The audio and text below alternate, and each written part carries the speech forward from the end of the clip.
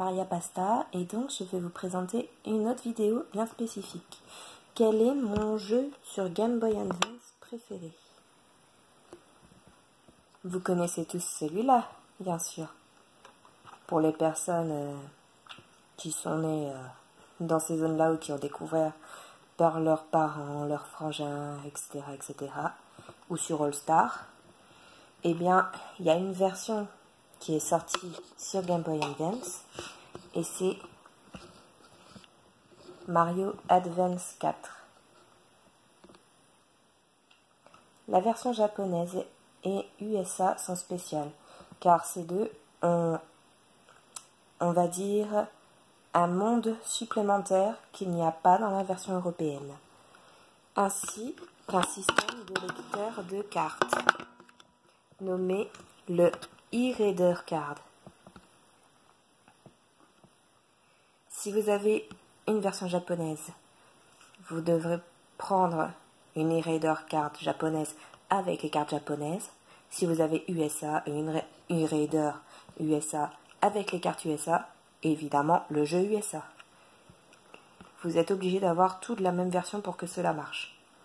En gros, c'est un système de scanner pour pouvoir avoir des objets supplémentaires dans le jeu.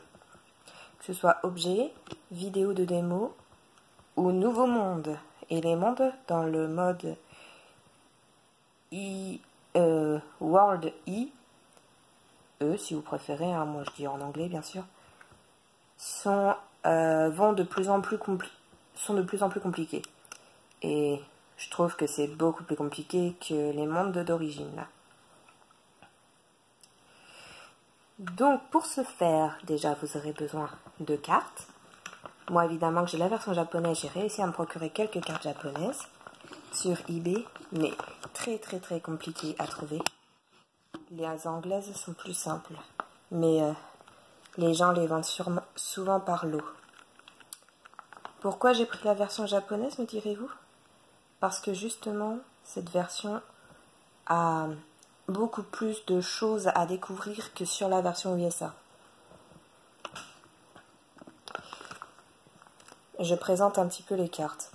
Là, vous avez 4 cartes spéciales qui permettent de débloquer donc 4 mondes. Mais 4 mondes qui étaient dans le Mario Bros 1 au départ. Le monde 1-1, ça j'ai fait un espace parce qu'il me le manque, il faudra que j'essaie de le récupérer. Le 1-2, le 1-3, le 1-4 et le 2-2. Le 2-2 pour la nostalgie également, avec un costume de grenouille sous l'eau. Celui-là, c'est le château de Bowser, je vais vous le présenter. Enfin, si je fais pas de boulettes parce que faut se concentrer, quoi. Ensuite, là, les objets.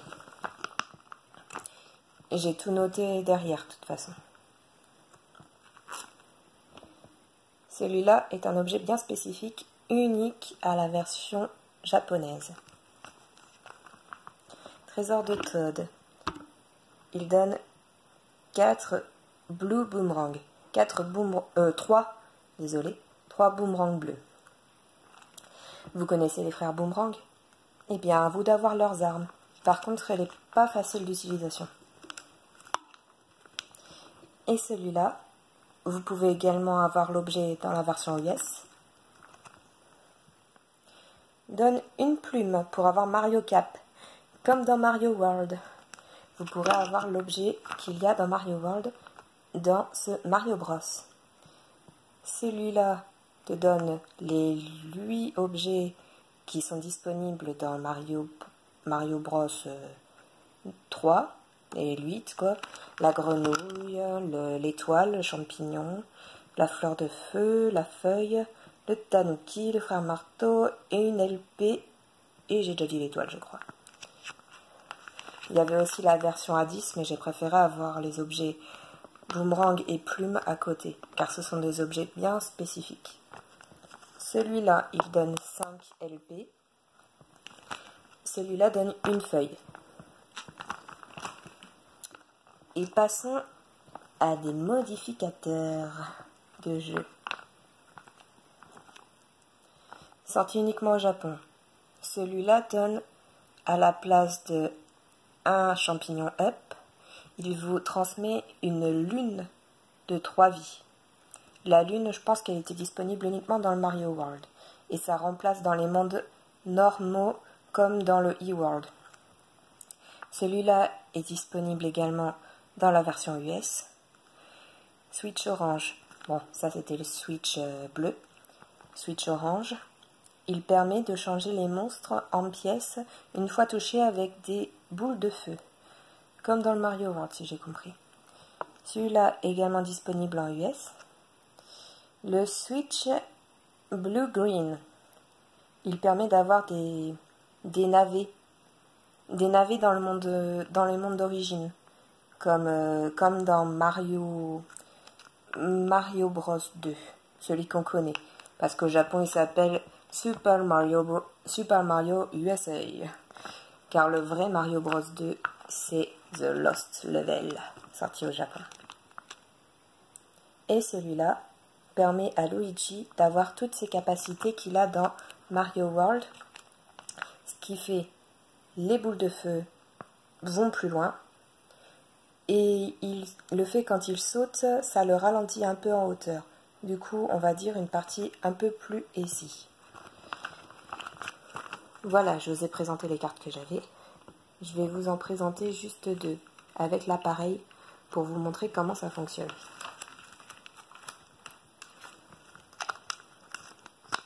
Les boomerangs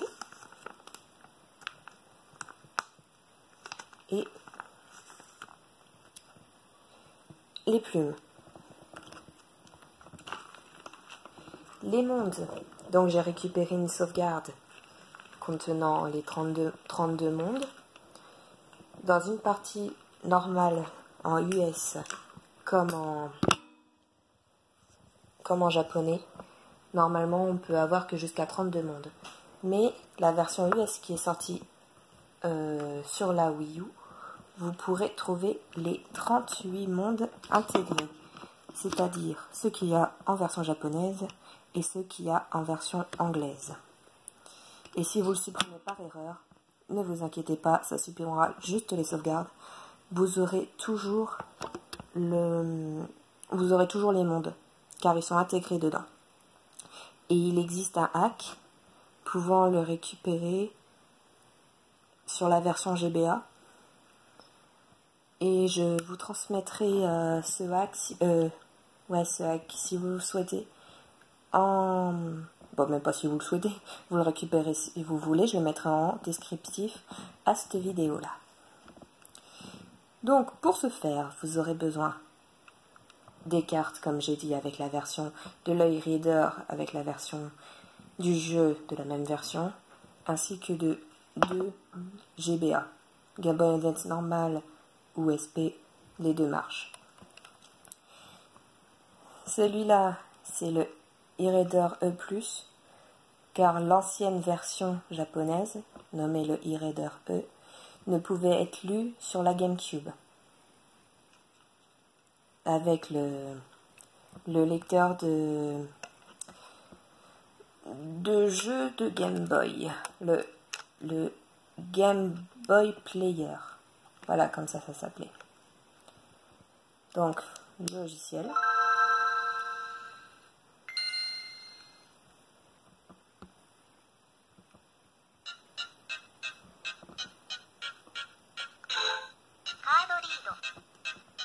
La première option, c'est pour pouvoir lire des cartes e-reader pour pouvoir créer un jeu dessus, en plusieurs parties. Oui, il y a des boosters qui sont comme ça. Ça, c'est pour connecter avec la GameCube, le Game Boy Player. Et celle-là pour la Game Boy Advance. Donc, on va utiliser cette option-là. Et ça apparaît quand on a déjà fait une sauvegarde. Et j'ai fait pour le Mario Advance. Donc ça permettra d'y aller sans le lancer. Mais je vous montrerai avec la recherche en faisant comme ça. Ok. Ensuite.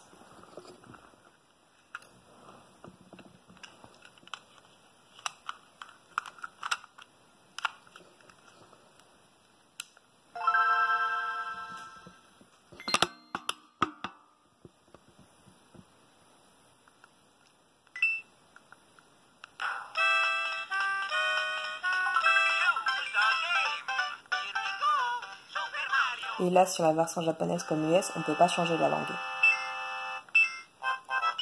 Voilà. Cet objet-là n'existe pas dans la version européenne. J'ai une version de chaque et du coup, je peux vous le dire, vous aurez que la 1, 2 et 3. Celle-là aura disparu. Mais il y a une version, si vous avez une R4 avec le jeu européen, il y a des tutoriels pour pouvoir lire les cartes en US avec l'adaptateur sur la version européenne. Mais bon, je pense que ce sera un petit peu buggé quand même. Celle-là, c'est pour les Switch. Je pense que je peux montrer un petit peu déjà les objets.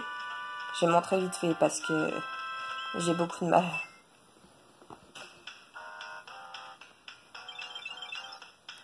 Alors là, j'ai Mario Tanuki, un boomerang. Voilà, j'ai un boomerang.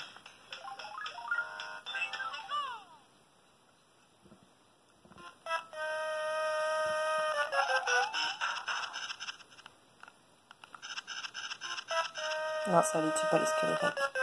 Vous voyez, ça, ce sont des navets. Vous cliquez juste sur B pour pouvoir en retirer dès que vous êtes dessus. Mais évidemment, il faut que vous ayez rien en main. Le boomerang, pour qu'il marche bien, il faut que vous laissiez le doigt sur B quand il arrive vers vous. Et si vous le loupez, il part. Si vous ne cliquez pas sur B, il s'en fiche que vous êtes là, il trace.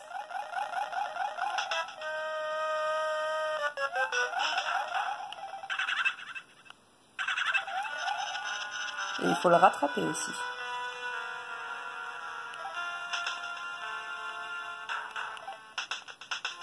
Je sais pas si ça marche sur les fils de Bowser.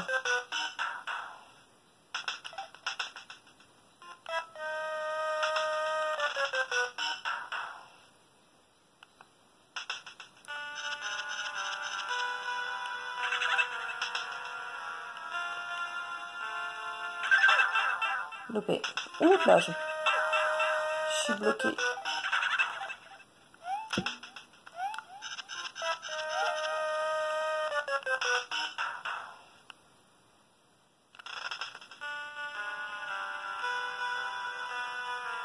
Allez, boum boum. Ça lui fait rien. Vous voyez, là, j'ai pas rattrapé le boomerang, donc il m'a dit au revoir. Voilà.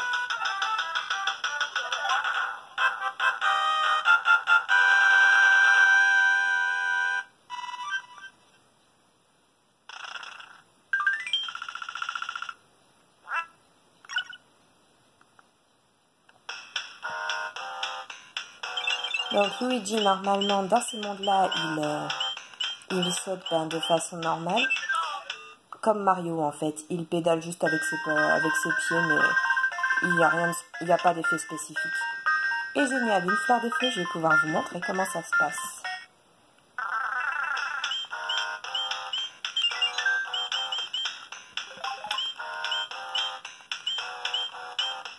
Pour utiliser les objets, ça marche dans le e-world, ainsi que dans le monde normal pour certains.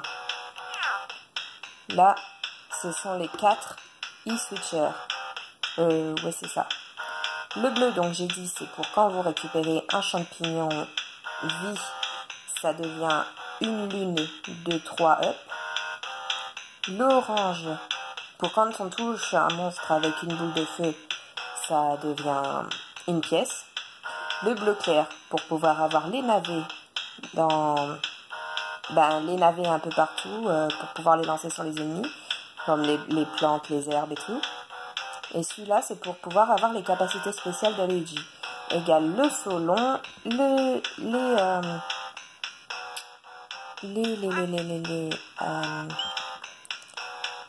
donc ouais, j'ai dit le saut long. Et les boules de feu qui volent un peu plus. Donc là, ça devrait Luigi, hop, vous voyez, il ralentit quand il saute. J'ai pas envie de me faire toucher dès le départ. Ah tiens, hop, navet. Non, j'en veux pas. Vous pouvez avoir des navets de toute taille. C'est comme Mario World, comme j'ai dit. Mais bon, les plus petits sont toujours plus simples à trouver, bien sûr.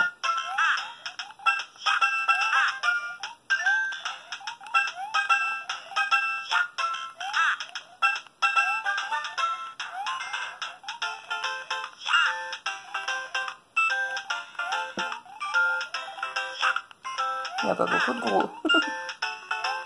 Oh non, pas eux. Le bloc, il brille pas.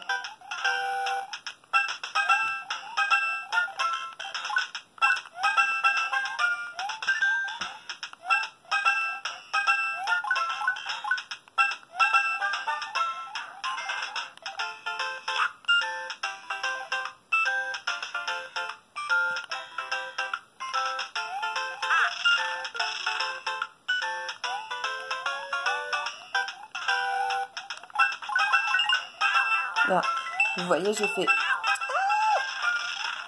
C'est devenu une pièce, le monstre que j'ai eu. Grâce au switcher orange.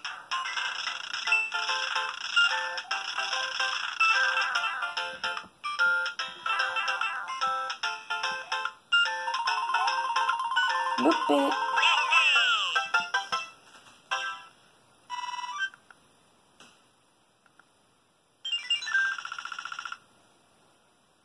On a montré les tactiques de Luigi, les végétations, le fait de changer les monstres en pièces. Voilà, les objets, on va les scanner dans le e-world. Que voici. À force de débloquer des A-pièces, ce que vous voyez ici, c'est comme dans Mario World, chaque monde a des A-coins. Là, il y en a 3 par exemple. Et donc, il faut les récupérer pour pouvoir tout débloquer et il finira à 100%. Vous avez également des E-coins qui sont écrits à côté du carré. Le carré, c'est quand tu as ramassé tous les A-coins et le rond, ce sont les E-coins. Donc, on a 8 E-coins et 141 E-coins à récupérer. Les E-coins récupérés vont dans le musée, qui est le château. Il s'avérait qu'il y a 3 étages, mais il n'y en a que un qui a été débloqué parce que, en vrai, le e-Raider Card n'a pas eu assez de succès pour pouvoir en faire un plus profond. On peut changer avec Mario si on le souhaite.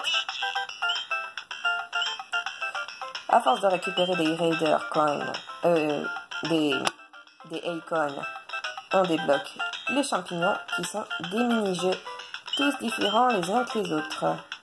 Le bleu est un jeu du hasard, où il faut que vous tombiez dans le bon côté où il y a le coffre. Le rouge, vous avez 3 balles de couleur et il faut que vous essayiez de toucher 3 fois un objet avec pour pouvoir le débloquer. Et celui-là, c'est vous devez voler avec une LP et éviter tous les obstacles comme des picots, etc. et arriver en haut sans se faire toucher une seule fois.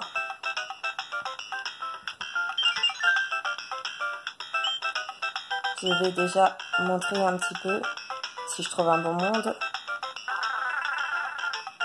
la cape.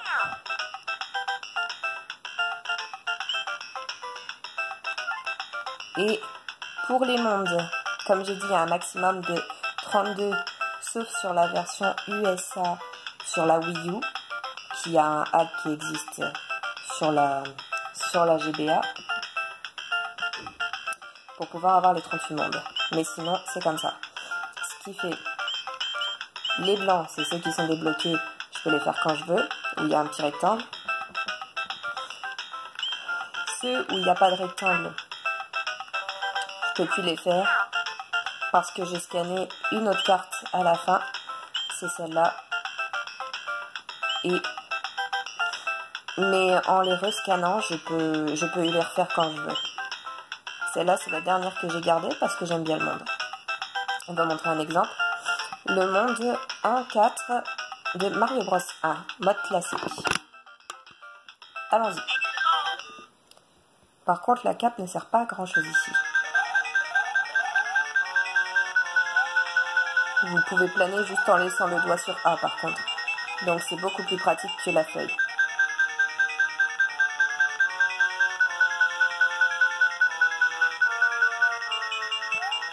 Je sais pas si je vous l'ai dit, mais les mondes en eWorld sont beaucoup plus compliqués que les mondes basiques que l'on connaît. Sauf les premiers, bien sûr. Les premiers, c'est tout simple. Mais niveau difficulté, on est gagnant. Parce qu'il y en a, franchement, pour les faire... Salut! Merde, j'aurais dû rester. C'est bon. Et à la fin, on ne trouve pas la princesse Peach. Mais on a un costume de grenouille et une icône. Icône. Là, ça demande de l'enregistrer. Vu que vous avez les 32 mondes, si vous l'enregistrez, vous en effacez un autre. Donc, c'est préférable de mettre, non, l'option de droite. Maintenant, il faut que je trouve un monde pour tester la cape. Sauf que je ne sais pas du tout où est-ce que je peux la faire. Ah si, c'est là.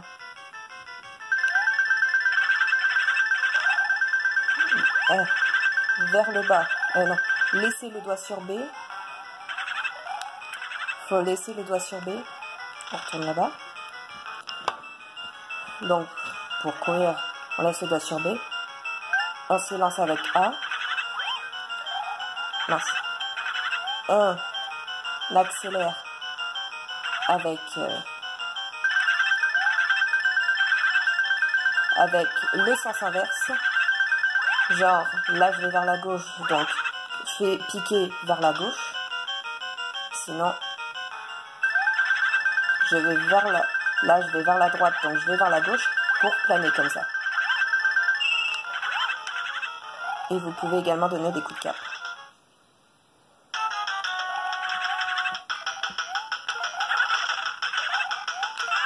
Ah.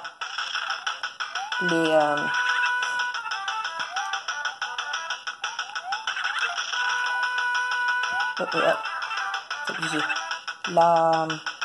Le boomerang peut tuer d'un coup les bouts. Je crois que vous l'aviez vu précédemment. Là, si je tombe, je suis morte.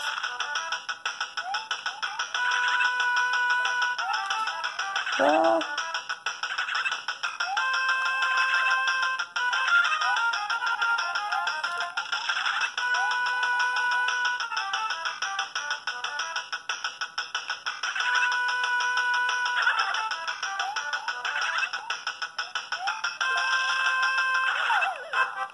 Voilà.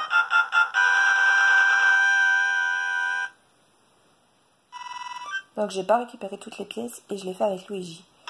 Donc le L sera en vert. Bon, Mario, il a déjà tout fait dans la sauvegarde. La sauvegarde que j'ai récupérée, tous les M sont déjà faits. C'est dommage. Et donc le L, eh ben, il devient foncé pour dire qu'il a été fait. Mais il faut tous les récupérer, les A-coins, pour que ça soit bien carré, le carré soit bien fait, pour qu'on ait fini le monde à 100%. Et il y a un icône également dedans. Alors, je crois, j'ai montré tout ça. J'ai expliqué pour les mondes. Maintenant, on va expliquer pour le scanner. Ah, j'ai oublié, il faut également, bien sûr, un câble Link pour GBA.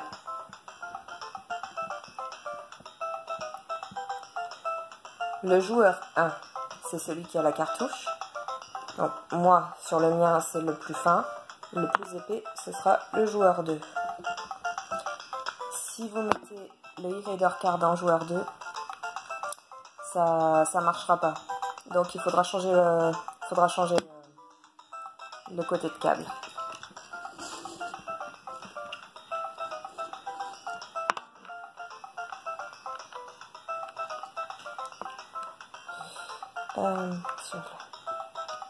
Voilà. Hop. Pour ajouter un nouveau monde, une carte en monde, il faut que vous cliquiez là-dessus. Bien sûr, c'est cette espèce de téléporteur, le monde. Et vous sélectionnez l'option là. En cliquant sur R, vous avez l'option pour voir les cartes démo. C'est des joueurs qui font des vidéos pour aider ou au speedrun, mais j'en ai pas. Et ici, c'est pour les objets. Donc, on va faire les objets.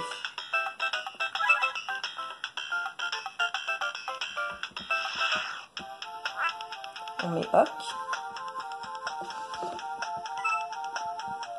Si tout est bien branché, la communication va se montrer comme ça. Si c'est mal branché, vous aurez un mot rouge ici qui va apparaître.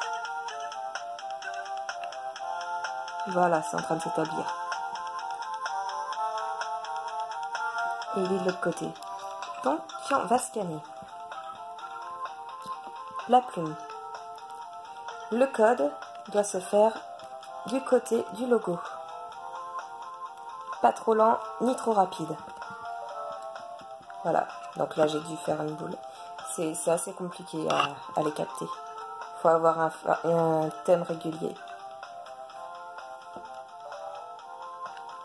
Plus doucement.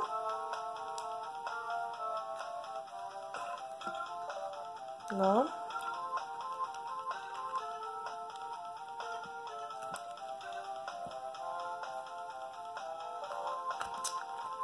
Bon. J'ai dit que ça avait un peu de mal. Il y a des cartes, j'ai pas de problème. Mais il y en a d'autres.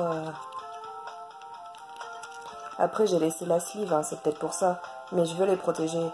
Et la sleeve, elle est fine. Donc, ça passe quand même, ça se voit.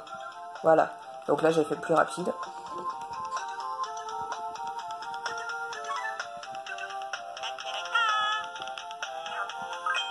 Ma plume. On refait. Avec le boomerang cette fois. Donc, une traite. Voilà, ça passe mieux comme ça.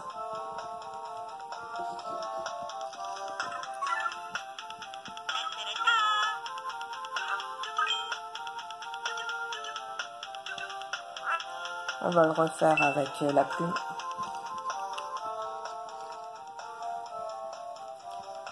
Une traite, mais juste pas trop vite.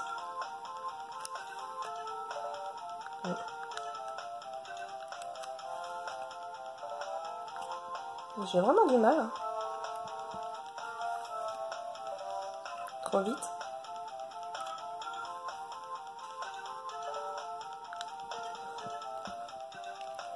Je dois peut-être un petit peu cacher le truc. Ouais. Après, c'est juste moi qui ai du mal.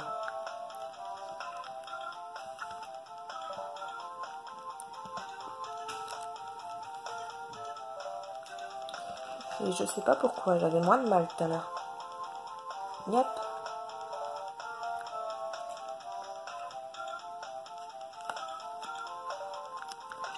Bon.